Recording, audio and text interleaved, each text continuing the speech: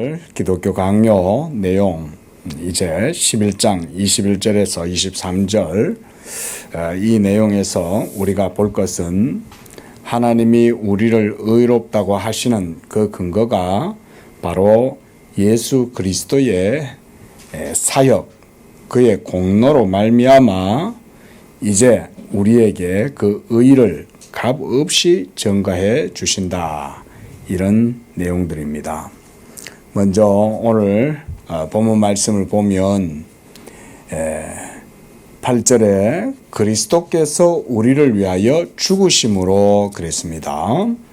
자, 이 죽으심을 통해서 우리 옛사람이 그리스도와 함께 죽임을 당하는 거죠. 그죠?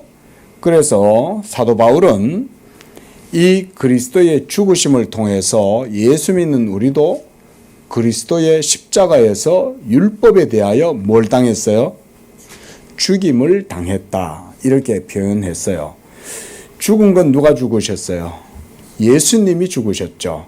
그런데 예수님의 그 죽으심이 그를 믿는 자들의 옛 자아의 죽음을 보여준다, 말한다. 이렇게 말하는 거예요. 또 9절에서는 우리가 그의 피로 말미암아 의롭다 하심을 얻었다. 이 피가 바로 우리의 죄에 대한 대가인 거예요.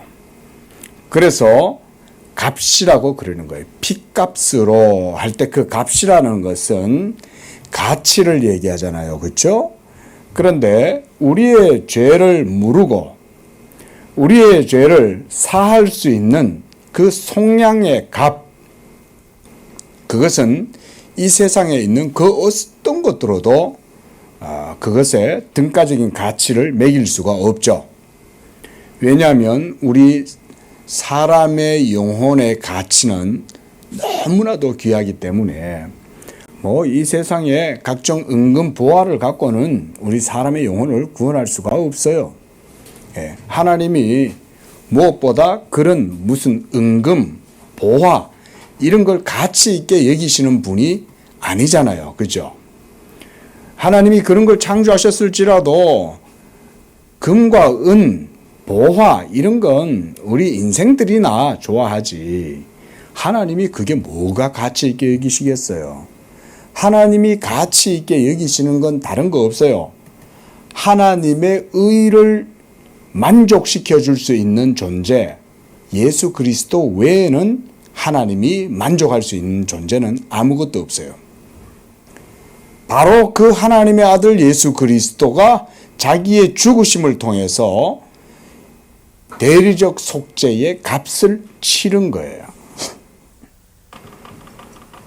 이 값이 바로 그리스도의 속량의 값이죠. 그죠? 속량의 값. 이것이 바로 그리스도의 피값이라고 할 수 있습니다. 이 그리스도의 흘리신 십자가의 죽으심을 통해서 흘리신 그 피가 바로 우리의 죄를 모두 다 씻어내고 하나님 앞에서 의롭다 하심을 얻게 했다.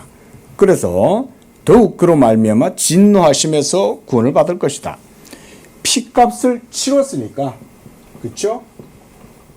이 피값을 치름으로 말미암아 우리의 죄값이 모두 다 이제 변상이 된 거죠. 하나님께.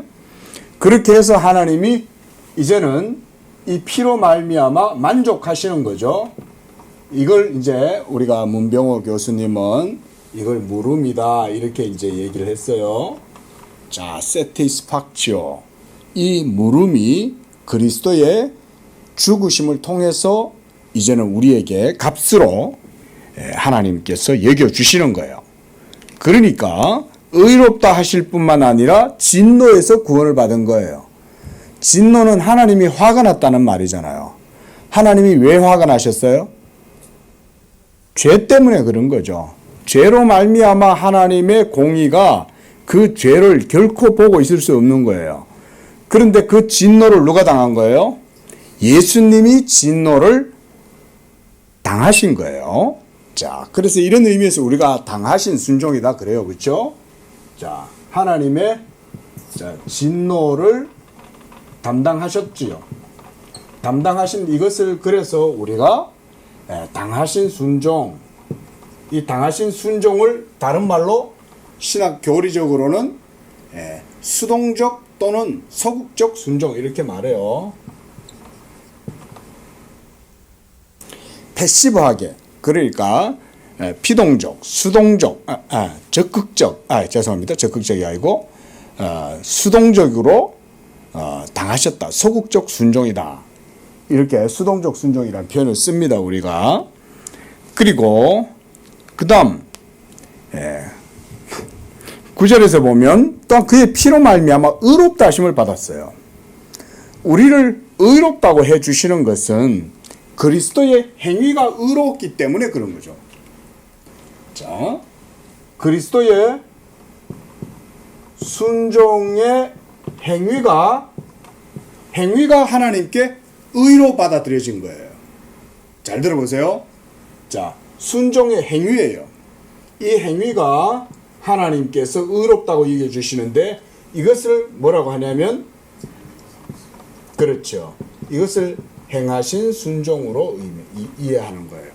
그리고 이 행하신 순종은 우리가 능동적 순종이다.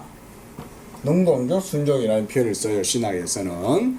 그래서 오비디엔치아 악티바, 액티브 오비디언스. 그래서 이것을 능동적 순종이다 이렇게 표현을 했습니다. 그렇죠? 그래서 이 그리스도의 십자가에는 이 두 가지 측면이 다 있다는 걸 우리가 기억해야 돼요. 먼저는 예수님이 십자가를 지시는 순종을 해야 되잖아요. 그렇죠? 그 순종을 통해서 그리스도가 피를 흘리시고 죽으셔야 되는 거죠. 그 행위가 있는 거예요. 그 다음 진노를 담당해야 돼요. 하나님의 진노는 죄의 진노죠. 그 죄에 대한 진노를 고난으로 당하시는 거죠. 그래서 행하시고 당하시는 이 두 측면이 그리스도의 하나의 순종 안에 두 가지 측면이 같이 있는 거예요. 아셨죠? 그래서 하나님의 의의 법을 이룬과 동시에 그 의의 법에 대한 죄값을 자기의 고난으로 치르셔서 뭘 이루셔요? 만족을 이루시는 거예요. 하나님의 공의의 만족을. 아셨죠? 이래서 우리가 예수를 믿을 때에 의롭다함을 얻게 되는 것입니다. 자, 그래서 이제 10절에서는 우리가 그리스도로 말미암아 하나님과 화목하게 되었다. 원수가 되었잖아요. 그죠? 전에는 원수였잖아요. 근데 이제는 그리스도의 피로 말미암아 하나님이 만족하셨기 때문에 더 이상 우리를 미워하시지 않는 거죠. 미워하시지 않고 우리와 만족하셨으니까 이제는 우리와 함께 화목을 누리는 거예요. 네? 그리스도로 말미암아 화목하게 하시는 거예요. 자, 이런 내용입니다. 자, 21절 보겠습니다. 죄사함이 수반되지 않으면 칭의로 하나님과 화목하게 될 수가 없다. 384쪽. 자, 이제 우리는 정의를 다루면서 말했던 믿음의 의의는 오직 죄사함에만 존재하는 하나님과의 화목이라는 것이 얼마나 옳은지 고찰하도록 하자. 우리는 하나님의 진노가 모든 사람에게 그들이 계속해서 죄인으로 남아있는 한 하나님의 진노가 미친다는 자명한 원리로 되돌아가야 한다. 그랬습니다. 지금 이 얘기하고 있죠. 진노. 그렇죠? 진노는 죄의 문제가 해결되지 않으면 하나님의 진노를 당할 수밖에 없어요. 우리가 이걸 목회적으로 표현을 해보면 여러분들이 목회적 삶에서 하나님의 진노를 벗어나기 위해서 목사가 여러분에게 뭘 가르쳐 줘야 되겠어요? 진노를 피하는 방법을 가르쳐 줘야 되겠죠. 그래야 여러분들에게 임하는 재앙과 저주와 하나님에게로부터 오는 모든 진노의 그런 것들을 막을 수가 있잖아요. 그런 것들을 막고 여러분들에게 도리어 복이 임하도록 하려면 어떻게 해야 되겠어요? 예수 그리스도의 화목해 하시는 사역을, 복음을 여러분들한테 알려주면 되죠. 그게 우리가 하나님과 화목하는 방법이죠. 그렇죠? 예수 그리스도가 아니고서는 누구도 하나님의 마음을 진정시킬 수 없어요. 정한수 떠다놓고 365일 맨날 밤에 나가가지고 막 이렇게 천지신명님 한다고 하나님이 그걸 받아주냐? 절대 안 받아줘요. 오히려 그럴수록 하나님이 더 진노해요. 예? 하나님의 보내신 자 예수를 믿을 생각은 안 하고 왜 천지신명을 찾냐 이거죠. 예? 그거는 뭐에 합당하지 않냐면 하나님의 의에 합당하지가 않는 거예요. 예? 그래서 이 모든 그리스도의 사역에는 뭐가 나타나요? 하나님의 의가 나타나는 거예요. 하나님의 의가 나타나지 않는 곳에 가가지고 빌면 큰일 나는 거예요. 그렇죠? 맞잖아요. 하나님이 의롭다고 하고 하나님이 만족하실 수 있는 거기에 가가지고 기도를 해야지. 예? 그렇잖아요. 우리가 구약에도 예루살렘 성전에 올라가가지고 기도하고, 예? 하나님께 합당한 제사를 드리고 이렇게 하지 않으면 하나님이 싫어하죠. 그렇죠? 베델에서 하나님 섬기면 되겠어요? 예루살렘에 올라가야 되죠. 왜냐하면 거기가 하나님의 율법이 정해져 있는 장소가 거기잖아요. 그런데 사마리아에서 제사를 지내면 하나님이 받으시냐고요? 안 받으시는 거죠. 그죠? 이런 거를 우리가 신약의 믿음과도 똑같이 생각하시면 됩니다. 그러면 우리는 지금은 이제 팔레스타인에 갈 필요가 없죠. 그죠? 지금은 하나님을 만나기 위해서 어떻게 해야 돼요? 예수님을 믿고 교회에 가면 되죠. 거기 가서 복음을 듣고, 그래서 그 복음을 들음으로 믿고 그 믿음으로 하나님께 기도하고 이러면 거기에 하나님의 모든 은혜가 이 그리스도의 의로 말미암아 모두가 다 만족해 되는 거죠. 자, 그래서 바로 이런 얘기들을 하고 있는 거예요. 자, 넘어가겠습니다. 그 다음 문단 밑으로 넘어가고요. 자, 세 번째 문단. 이렇듯 주님이 받아들이셔서 자기와 결합하는 데까지 이르게 하시는 자를 우리는 주님이 의롭다함을 얻게 하신다라고 일컫는다. 왜냐하면 주님은 죄인을 의롭게 만드시지 않고는 그를 받아들여 은혜에 이르게 할 수도 없으시고 그를 자기와 하나가 되게 하실 수도 없으시기 때문이다. 하나님과 우리가 하나 될 수 있는 방법 딴 거 없죠. 먼저 하나님이 만족해야죠. 그렇죠? 하나님이 우리 죄인들을 만족할 수 있는 방법은 유일하게 예수 그리스도로 말미암는 의를 덧입는 방법 외에는 없죠. 그죠? 율법 행위로는 하나님 앞에 의롭다함을 얻을 수 없어요. 그렇죠? 오직 믿음으로 말미암아 하나님께 의롭다 하심을 얻는다고 그랬는데 왜 믿음이 우리로 하여금 하나님께 의롭다함을 얻게 해요?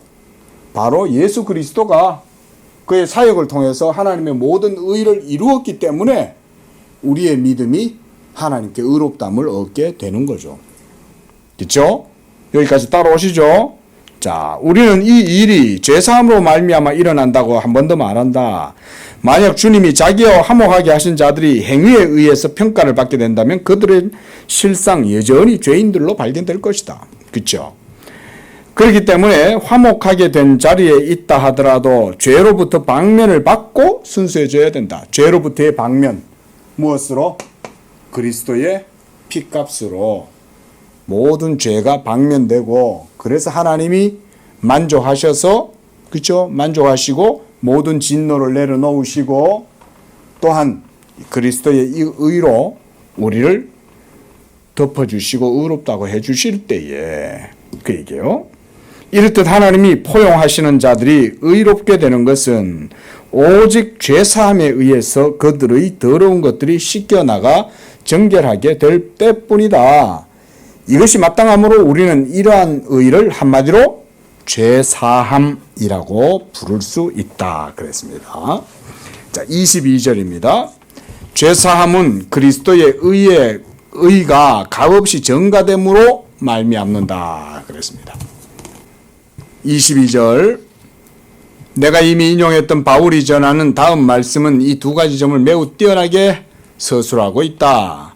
하나님께서 그리스도 안에 계시사 세상을 자기와 화목하게 하시고 그렇죠? 자, 화목이 이루어졌어요. 화목이 그 다음 어떻게 돼요? 그들의 죄를 그들에게 돌리지 아니하시는 거예요. 그들에게 돌리지 않고 그들의 죄를 누구한테 다 돌렸어요? 예수님한테 돌린 거예요. 예수님이 그래서 대리적 속죄를 이루신 거예요. 우리 대신에 우리 대신 대리적 속죄를 행하시고 그래서 순종하심으로 말미암아 이 두 측면들이 다 이루어진 거예요. 십자가에서 고난 당하심과 함께 형벌을 받아 진노를 다 누그러뜨리고 또 하나님의 의에 합당하게 모든 것들을 다 어떻게 하셨어요? 어떻게 해야 돼요? 예수님이 행하셔야죠. 이걸 적극적 순종이라 그랬어요. 그렇죠? 이 능동적 순종의 측면이 같이 또 있어야 돼요. 자, 다시 제가 설명을 또 드릴게요. 여러분들 이해가 분명하게 세워져야 돼요. 자, 첫사람 아담과 하나님이 최초에 에덴 동산에서 뭘 맺으셨어요? 약정을 맺으시죠. 그죠? 그걸 생명의 약정이라 그랬어요. 자, 첫사람 아담. 자, 그걸 바로 이제 사도 바울은 로마서에서 첫사람이라고 그러죠. 그죠? 첫사람 아담이 인류의 대표로 되어 있죠. 그렇죠? 대표예요. 머리이기도 하고요. 이건 머리. 다 이 교리적인 표현입니다. 대표이고 머리예요.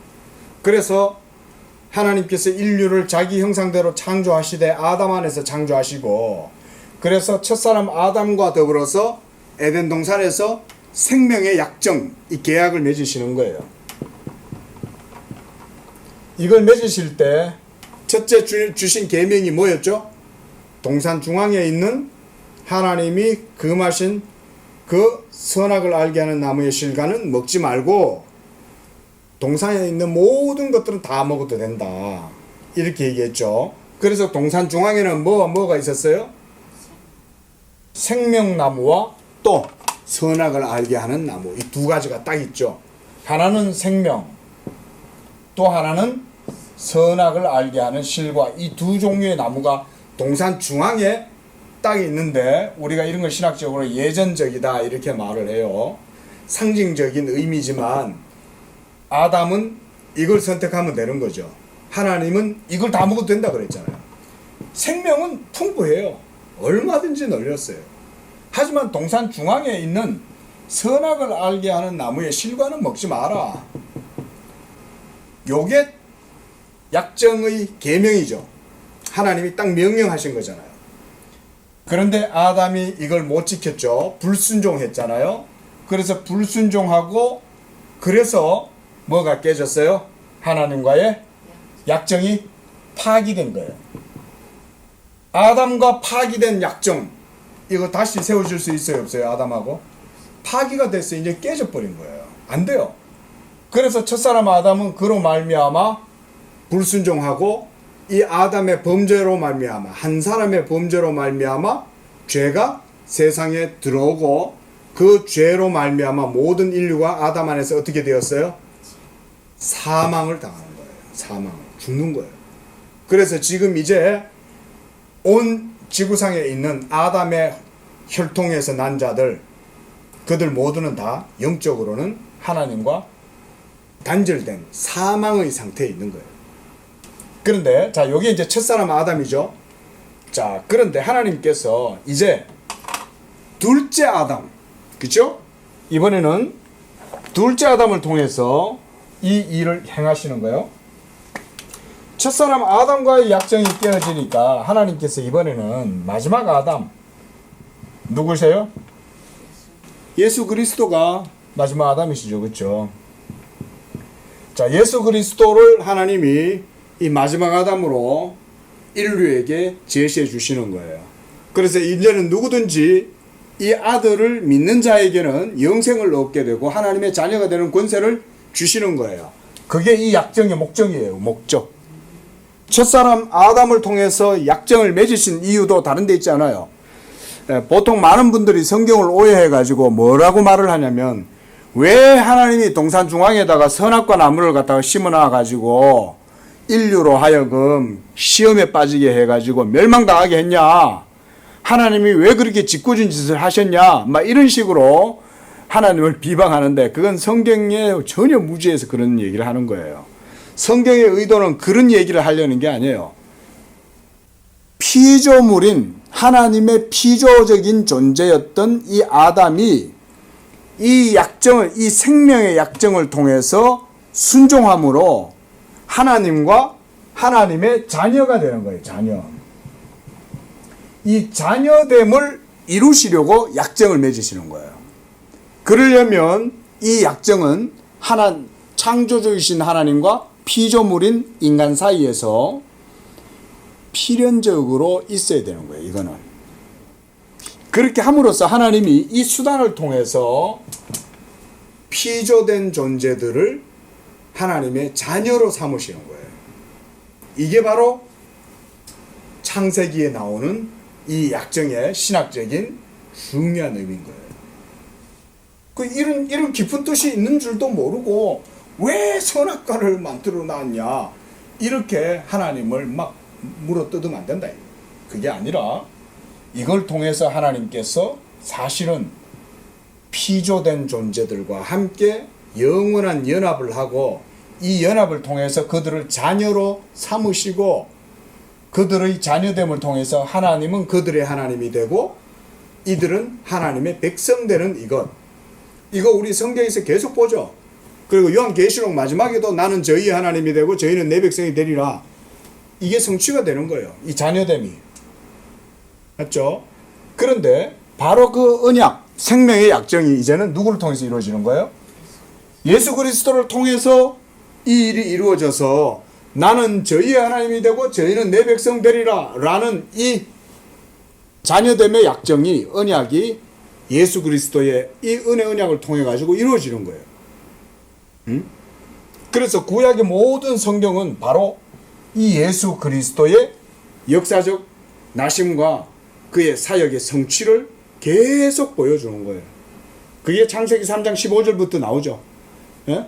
여자의 후손은 뱀의 머리를 상하게 할 것이고 뱀의 자손은 뱀은 그 여인의 후손의 발꿈치를 상하게 할 것이다. 여기서부터 시작해 가지고 계속 모든 성경 속에 마지막 아담에 대해서 얘기하죠. 그래서 이 마지막 아담이신 예수 그리스도가 이제는 첫째 아담이 행하지 못했던 것을 행하시는 거예요. 첫째 아담이 행해야 되는 건 뭐였죠? 뭘 행했어야 돼요? 그렇죠. 하나님의 계명에 대한 순종을 행해야 되는 거예요. 예?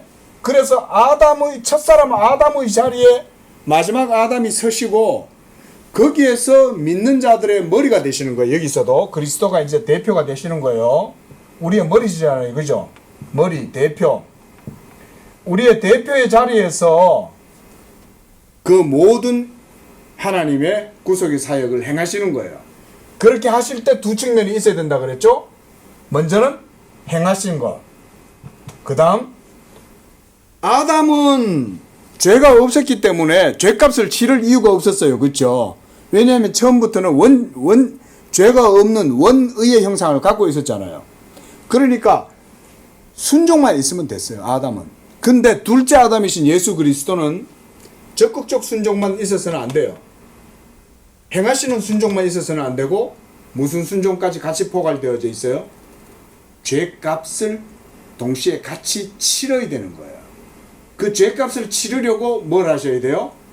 십자가에서 고난을 당하심과 함께 형벌을 당하심과 함께 죽음까지 당해야 되는 거예요. 우리가 죽어야 되는데 예수께서 죽으시는 거예요.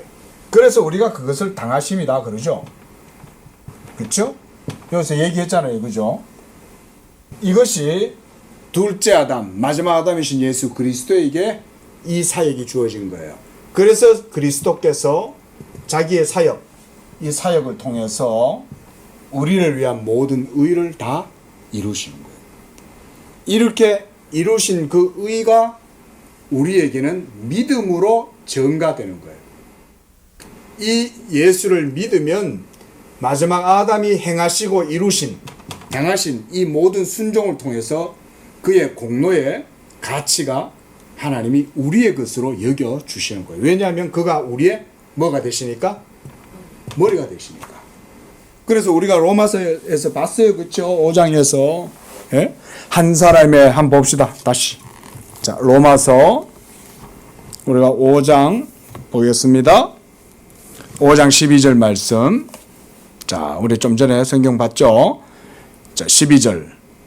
시작. 그러므로 한 사람으로 말미암아 죄가 세상에 들어오고 죄로 말미암아 사망이 들어왔나니 이와 같이 모든 사람이 죄를 지었으므로 사망이 모든 사람에게 이르렀느니라 그랬어요. 한 사람 때문에 이 일이 이루어졌죠. 아담 한 사람 때문에. 근데 이번에는 어때요? 15절 시작. 그러나 이 은사는 그 범죄와 같지 아니하니 곧 한 사람의 범죄를 인하여 많은 사람이 죽었은즉 더욱 하나님의 은혜와 또 한 사람 예수 그리스도의 은혜로 말미암은 선물은 많은 사람에게 넘쳤느니라 그랬어요. 그래서 16절에 이 선물은 범죄한 한 사람 아담으로 말미암은 것과는 같지 않아요. 왜냐하면 둘째 아담이 행하신 거잖아요. 그래서 둘째 아담으로서 예수 그리스도가 이제 이렇게 하신 거죠. 그래서 한 사람으로 말미암아 심판이 정죄에 이르렀지만 예수로 말미암는 은사는 많은 범죄로 말미암아 의롭다 하심에 이르렀다. 예수께서 많은 사람의 범죄로 말미암아 아담의 자리에서 행하시고 우리의 죄값을 친히 고난 당하심으로써 치르신 거죠. 그렇게 함으로써 많은 사람이 의롭다함을 얻게 되었다. 이렇게 16절에도 말하죠. 그래서 지금 계속 그 얘기하는 거예요.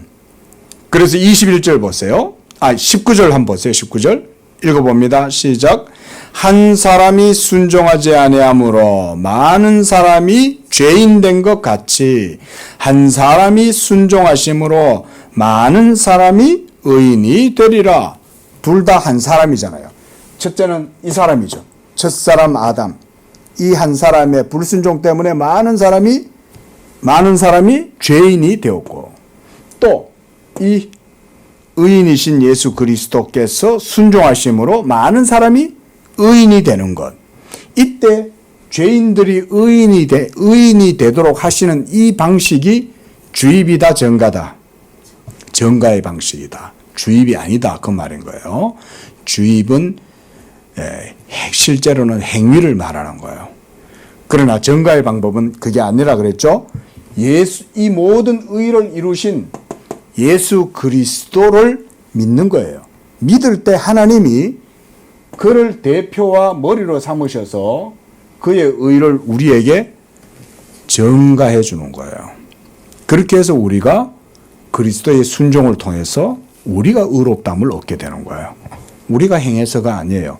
이미 예수의 순종이 있었고 그 순종의 공로 때문에 우리를 하나님이 값없이 의롭다고 해주시는 거예요. 이게 복음이에요. 이렇게 이해하셔야 돼요. 이게 성경의 이해예요. 자, 넘어가서 22절 385쪽. 자, 두 번째 문단. 나아가 사도는 우리가 의를 얻는 방법은 하나님이 우리의 범죄를 우리의 것으로 여기지 않으심에 있다. 우리는 범죄했는데 왜 하나님이 우리의 범죄를 우리의 것으로 여기지 않아요? 그거는 우리의 죄를 모두 다 누구에게 담당시켰기 때문에 예수님에게 담당시켰으므로 그래서 우리의 것으로 여기지 않는 거예요. 하나님이 예수의 것으로 여겨주는 거예요. 우리가 죄를 지었는데. 그래서 오늘 로마서 우리가 5장 8절에서도 우리가 범죄한 것 때문에 그리스도께서 하나님 앞에 내어줌이 되고 그런 거예요. 우리가 그 죄값을 치러야 되는데 그리스도를 우리의 죄값을 대신 치르는 대리적 속죄자로 내어주신 거예요. 하나님이. 그러므로 하나님이 우리의 범죄를 우리의 것으로 여기지 않으심으로써 우리를 자기와 화목하게 하신다고 당신이 듣게 될 때 이제는 더 이상 하나님이 우리를 어떻게 의롭게 여기시는지에 대한 의심이 사라질 것이다. 그렇죠? 여러분도 의심 사라졌어요? 이 말 듣고. 그렇죠? 여러분의 모든 죄를 예수님이 잘 짊어지고 십자가에서 대리적 속죄, 머리가 되시고 대표가 되셔서 한 사람의 순종을 통해서 많은 죄인들을 의롭게 하신 거예요. 이것만 믿으면 천국 갈 때도 하나님 앞에서 자신만만한 거예요. 예? 나는 부조하여도 내 의를 보지 아니하시고 내 행위를 보지 아니하시고 나를 위하여 모든 죄값을 치르시고 모든 속전이 되신 그 예수 그리스도를 믿음으로 하나님이 나를 의롭다고 해주신다. 이거를 생각하는 거죠. 자, 그 다음 거는 넘어가고요. 자, 386조. 자, 그 첫 번째 문단 중간쯤 보세요. 누가가 전하듯이 바울은 다음과 같이 결론에 이른다. 이 사람을 힘입어 죄 사함을 너희에게 전하는 이것이며 또 모세의 율법으로 너희가 의롭다 하심을 얻지 못하던 모든 일에도 이 사람을 힘입어 믿는 자마다 의롭다 하심을 얻는 이것이니라. 이게 바로 우리를 의롭다고 하시는 칭이죠. 그렇죠? 예? 이 사람을 힘입어 그랬죠. 이 사람이 누구예요? 우리를 위한 대리적 속죄를 이루신 이 사람, 예수님이죠. 이 사람 예수. 그리고 모세의 율법으로 의롭다 하심을 얻지 못했다는 것은 율법 행위로 말미암아 의롭다함을 얻을 수 없다는 얘기잖아요. 그죠? 그런데 율법의 행위로는 의롭다 하심을 얻지 못했을 때에도 예수를 힘입어서 우리가 그를 믿는 자마다 의롭다함을 얻게 된다 이 말인 거예요. 이게 전부 다 칭이에요. 칭이. 이런 게. 그래서 사도는 여기에서 죄사함과 의를 긴밀하게 연결시키는 가운데 그것들이 완전히 동일하다는 것을 보여준다. 이로부터 그는 하나님의 너그러움으로 우리가 얻게 되는 의가 값없이 우리에게 주어진다는 타당한 추론에 이른다. 자, 잘 설명해 주고 있죠. 선생님이. 그렇죠? 그래서 뭐예요? 하나님의 너그러움. 이걸 하나님의 자비라고 보면 되죠. 자비하시니까 우리를 받아주시는 거죠. 자, 자비. 우리가 지난주에도 봤어요. 다시 한번 봅시다. 자, 이 과정 속에서 하나님이 예수 그리스도로 말미암아 여러분의 믿음을 보시고 의롭다고 해주실 때 그 근거는 믿음이에요? 뭐예요? 하나님의 자비에 있죠. 이거를 기억해라는 거예요. 많은 사람들이 오해를 해요. 내가 믿었으니 하나님이 날 구원해 준다? 이거는 믿음을 은혜로 생각하는 거예요? 공로로 생각하는 거예요? 그건 공로로 생각하는 거예요. 근데 사도 바울은 에베소서 2장 8절에서 뭐라 그랬어요? 너희가 그 은혜로 믿음으로 말미암아 이렇게 말하죠. 은혜와 믿음을 같이 동치시키죠. 그렇죠? 그러니까 믿음은 공로가 아니에요. 근데 하나님 내가 믿었으니까 나에게 복 주세요. 하나님 내가 믿었으니까 나를 구원해 주세요. 이렇게 말하는 건 자비가 아니라 공로죠. 근데 하나님이 우리가 예수를 믿을 때 그 믿음을 보시고 우리를 의롭다고 하시는 것은 다 뭐 때문에 그래요? 하나님의 자비하심으로 아들을 우리에게 주시고 이 아들이 우리를 위한 모든 진노와 형벌을 다 당하셨잖아요. 그죠? 아들을 내어주신 거 아니에요. 이 아들을 내어주심이 없었다면 첫사람 마지막 아담으로 우리의 머리로 우리의 대표자로 아들을 내어주심이 없었다면 우리는 믿는다고 구원받는 게 아니에요. 그렇죠? 믿는다고 구원받는 게 아니에요. 믿음의 근원이고 기초가 예수 그리스도인 거예요. 이 예수를 우리에게 주셨기 때문에 그리고 이 아들이 아버지의 뜻을 따라 모든 순종을 다 행하시고 이루셨기 때문에 우리가 구원받는 거예요. 그 모든 게 다 뭐에 근거한다고요? 하나님의 자비하심에 근거한다는 거예요. 이게 칼빈이 얘기하고 있는 하나님의 자비, 미제르코르디아, 자비라는 거예요. mercy of God, 하나님의 자비. 이 자비하심 때문에 우리가 의롭다함을 얻게 되는 거예요.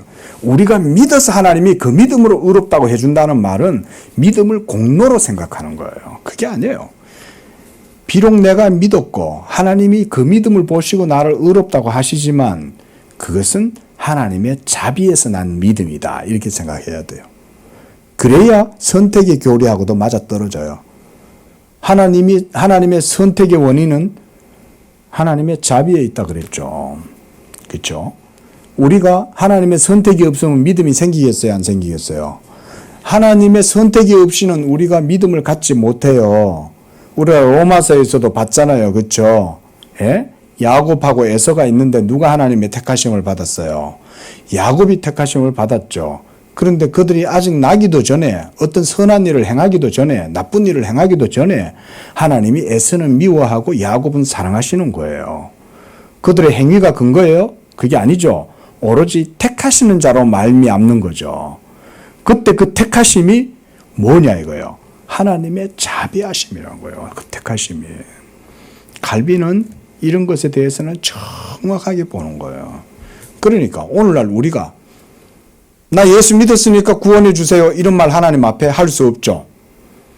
도리어 하나님의 자비를 확신하는 사람은 내게 이 믿음 주어진 것에 감동하겠죠. 그 믿음만 생각해도 감사한 거예요. 아, 내가 믿었으니 하나님 날 구원해 주셔. 이런 말이 어디 있어? 그게 아닌 거예요. 나를 구원하시는 자비로우신 하나님께 믿음 주시니 감사합니다. 이러고 전적으로 그 믿음으로 다 하나님께 영광을 돌리죠. 이게 개혁주의 신앙이에요. 이런 게 소위 개혁파 신앙이에요. 이런 게. 그러니까 환난과 핍박 중에도 성도는 감사할 수 있는 거예요. 그 속에서 믿음을 지킬 수 있는 이유는 뭐 때문이겠어요? 하나님의 자비하심을 확신하기 때문에 믿음을 지키는 거예요. 예? 내가 이거 지켜서 천국 가야지. 그래서 순교 당한 사람 없습니다. 만약에 내가 이 믿음을 지켜서 이것 때문에 내가 천국 가야지 이런 생각하는 사람은 순교의 현장에서 그걸 감당할 수 있는 힘을 잃어버려요.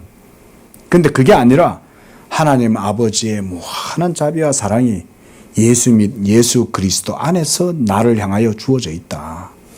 그래서 내가 하나님의 그 은총과 사랑 가운데 믿고 이 믿음으로 내가 지금 하나님 앞에 서 있다.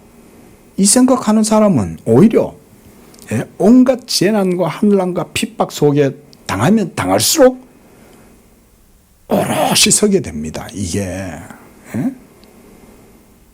이게 복음의 사람이죠. 이게.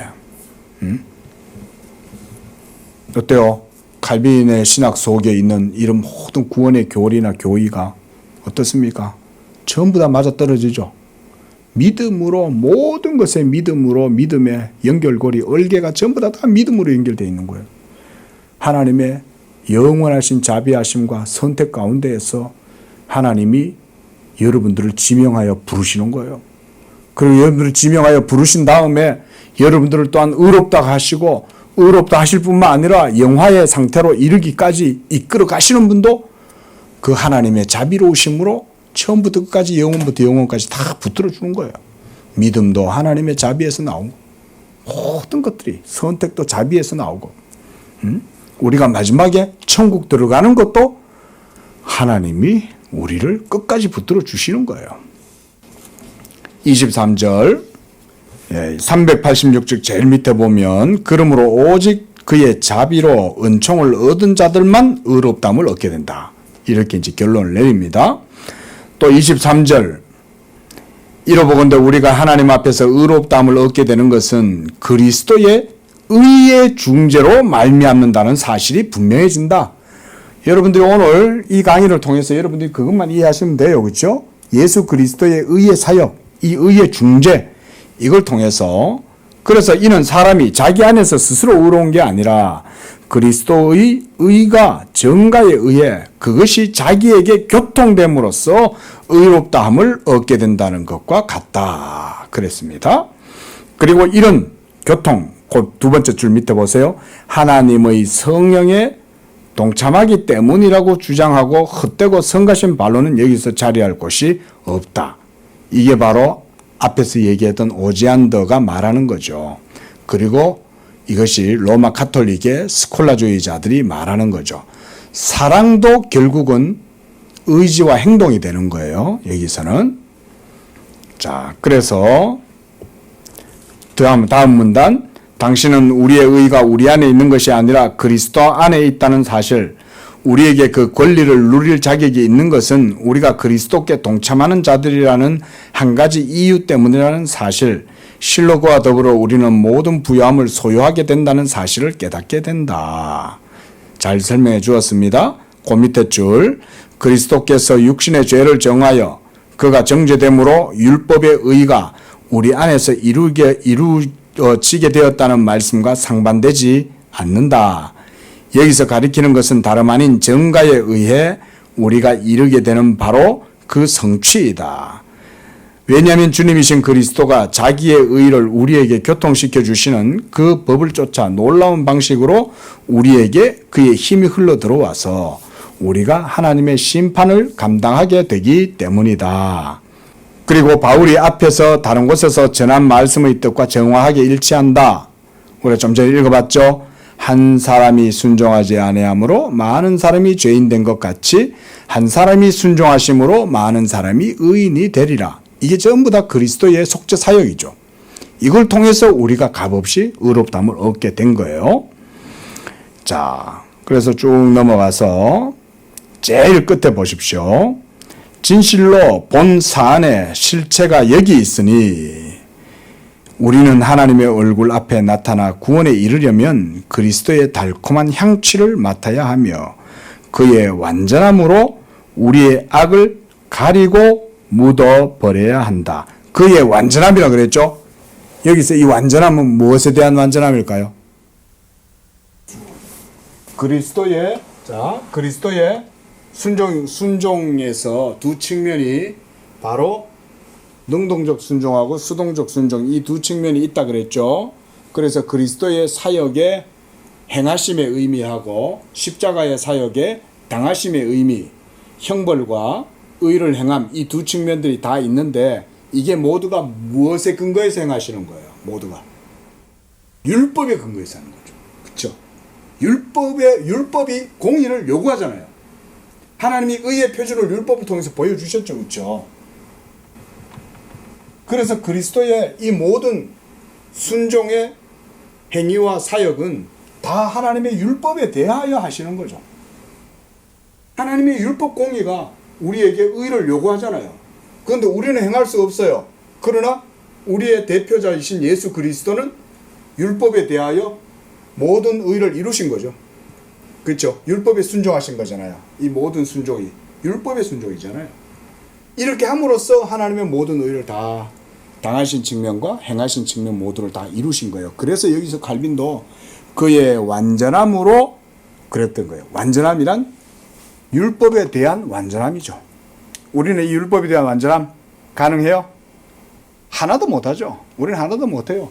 하지만 우리의 머리가 되신 그리스도가 여러분을 대신해서 모든 의를 대표가 되어 행하시는 거예요. 아담의 자리에 서서. 그래서 그의 순종이 이제 우리의 순종으로 하나님이 믿음으로 여겨주시고 그리스도께서 행하신 이 모든 의를 우리에게 값없이 믿음으로 전가시켜 주시는 거예요. 이것을 그래서 여러분의 것으로 하나님이 여겨주시는 거예요. 자, 이런 부분에 대해서는 이제 칼빈이 더 구체적으로 뒤에 가면 얘기를 합니다. 기도하겠습니다. 자비로우신 아버지 하나님 감사합니다. 이와 같이 억만 죄악 가운데서 영원한 율법의 공의와 심판 앞에 정죄를 당하고 하나님의 진노와 저주 가운데 사망의 형벌을 당할 수밖에 없던 우리들이었지만 그리스도 예수 안에서 무궁한 자비하심과 사랑으로 우리를 위하여 아들을 내어주시고 그 아들로 하여금 모든 율법의 공의를 따라 하나님 순종함으로 그가 우리를 대신하여 모든 의를 행하셨을 뿐만 아니라 우리의 모든 죽을 죄를 위하여 그리스도께서 죽기까지 순종하셔서 십자가로 이 모든 의를 이루시고 그 의를 믿음으로 우리에게 전가시켜 주신 하나님께 영광을 돌립니다. 아버지여, 우리가 이 복음의 이 교리를 마음에 깊이 품고 살아있는 날 동안 오직 이 믿음으로 하나님께 감사하고 이 믿음으로 기뻐하고 환난과 핍박 중에서도 이 믿음으로 인내하고 이 믿음으로 하나님의 자비를 확신하고 그 가운데 늘 하나님께 영광을 돌리는 우리의 삶이 되도록 축복하여 주시옵소서. 예수님의 이름으로 기도합니다. 아멘.